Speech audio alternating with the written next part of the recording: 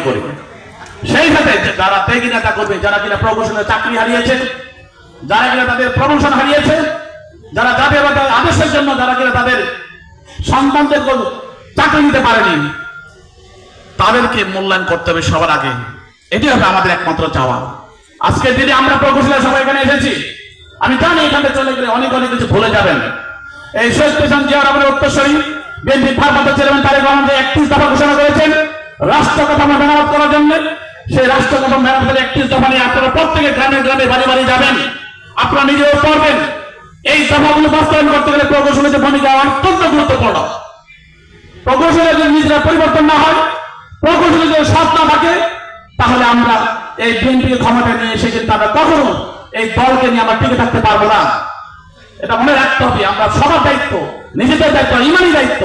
কারণ 17 বছর কষ্ট করার পরে যদি আমরা নিজেরা সরকারের কাজ না করতে পারি এবং কম অর্থে কম সময়ে বেটার কাজ না করতে পারি, তাহলে কিন্তু আমরা সফলতা পাবো না।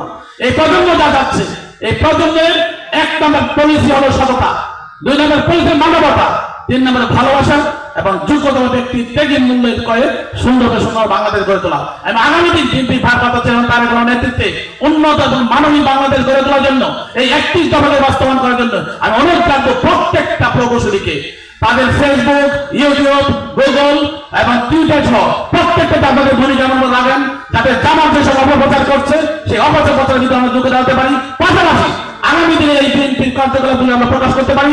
31 দফার মাধ্যমে যদি বাংলাদেশকে নতুনভাবে সাজাবো, সেগুলি যাতে আমরা জনগণের কাছে পৌঁছাতে পারি, সেই জন্য আপনাদের সবাই গুরুত্ব আহ্বান রেখে আমি বক্তব্য শেষ করেছি। সবাইকে ধন্যবাদ। আসসালামু আলাইকুম ওয়া রাহমাতুল্লাহি ওয়া বারাকাতুহু।